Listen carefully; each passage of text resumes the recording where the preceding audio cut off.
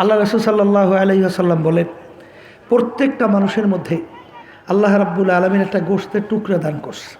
এই মোবাইলে লাইটটা জ্বালাইছো কেন? হ্যাঁ, তাই যেই কথা বলতে চাইছিলাম যে প্রত্যেকের ভিতরে একটা গোশতের টুকরা আল্লাহ দান করছে। ওই গোশতের টুকরা যার ভালো হয়ে যায়, আল্লাহ রাসূল সাল্লাল্লাহু আলাইহি ওয়াসাল্লাম বলেন ওই মানুষটা ফেরেশতার চেয়েও সম্মানিত হয়ে যায়। আর ওই গোশতের টুকরা খারাপ হতে হতে এক পর্যায়ে ওই মানুষটা কুত্তা শিয়াল শুয়োরের চেয়েও খারাপ হয়। ওই গোশতের টুকরার নাম হলো কলব। গোশতের টুকরার নাম কি?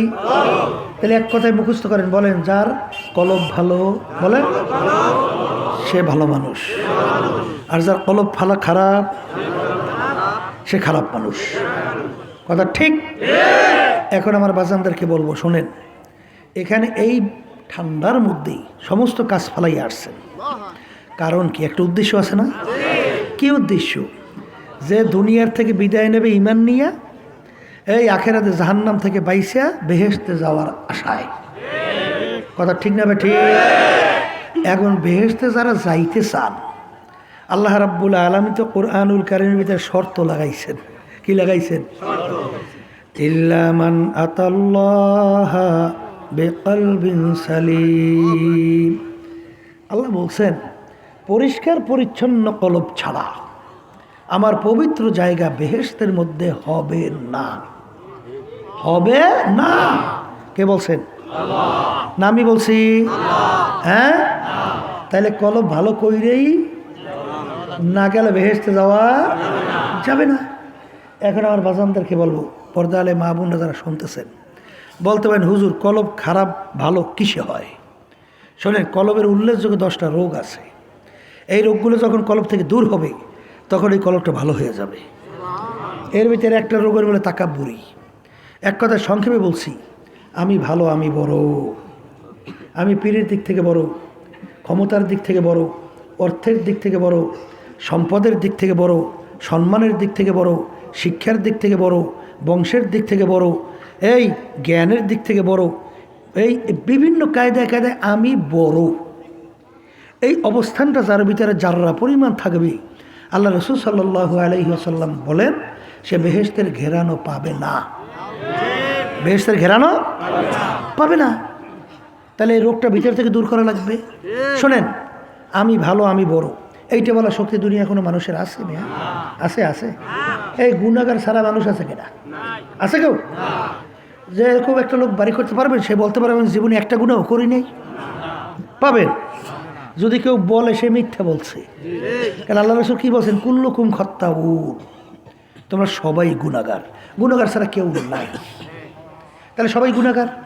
তা আপনারা আমার গুনাহ যে মাফ হয়ে গেছে এরকম সার্টিফিকেট গ্যারান্টি কেউ পাইছেন? তাহলে একটা গুনার বিনিময়ে জাহান্নামের শিকল লাগতে পারে? আসতে পারে না? তাহলে আমি ভালো বলার শক্তি কারো নাই। এই জন্য আল্লামা জিলি রহমাতুল্লাহি আলাইহি লেখছেন, কবরে যাইয়া মাপ পাওয়ার আগ পর্যন্ত নিজেকে নিজে একটা শুয়োরের চেয়ে ভালো মনে করা যায় না। আর একটা রোগের নাম বলে হিংসা, পর উন্নতি সহ্য করতে না পারা।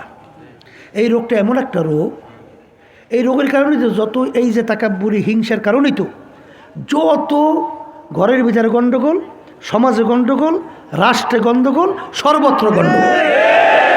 না ভুল বলছি? দেখেন না, বাংলাদেশের ভিতরে একদল ক্ষমতা গেলে আরেক দলের মাইরিয়া এসব তামাদামা করিয়ে ফেলায়। হিংসা কি? আর আল্লাহ রাসূল সাল্লাল্লাহু আলাইহি ওয়াসাল্লাম বলেন হাসাদু ইয়াকুলুল হাসানাত। হিংসা এমন একটা রোগ যার ভিতরে থাকবে সমস্ত নেকি পাহাড় পরিমাণে যদি জমা থাকে, সব হিংসার আগুনে জ্বালাইয়া একেবারে আমলনামা খালি করে ফেলবে। তাই হিংসা একটা রোগ, অন্তরের দূর করা লাগবে। কথা ঠিক? আর একটা রোগ হলো হুব্বে যা, হুব্বে মাল। বলেন মালের মহব্বত, সম্মানের মহব্বত, পদের মহব্বত। এই রোগটাই খাইছে সব। কথা ঠিক কি রে? আল্লাহ রাসূল সাল্লাল্লাহু আলাইহি ওয়াসাল্লাম কি বলেন? হুব্বুদ দুনিয়া রাসু কুল্লি খতিয়াতিন। সমস্ত গুনার মূলই হলো এই দুনিয়ার মোহ। কিসের মোহ? বলেন বলেন। আচ্ছা আমি বাজানদেরকে জিজ্ঞেস করি, শোনেন, এই যারা নাকি মুসলমান দাবি করে নামাজও পড়ে, রোজাও রাখে, আছে না? এই হজও করে, জাকাতও দেয়, দান সাদকাও কম করে না, তাহাজ্জুদের নামাজও পড়ে, তাসবিহে মাওলার জিকিরও করে, কি করে না? ওদিকে এই বাংলাদেশের ভিতরে 100-এর ভিতরে 92 জন তো মুসলমান বসবাস করে না। মসজিদ জুমার দিন জায়গা থাকে? হ্যাঁ, আজানের শব্দে বাচ্চাদের ঘুম ভাঙে না? আজানের শব্দে বাচ্চারা মার কোলে ঘরে যায়। এই দেশের মধ্যে মুসলমান অনেক সন্তান এমন নীতি আদর্শ যেই দল লালন করে, ওই নীতি আদর্শ যাই না সই না মানলে ঈমান থাকবে না।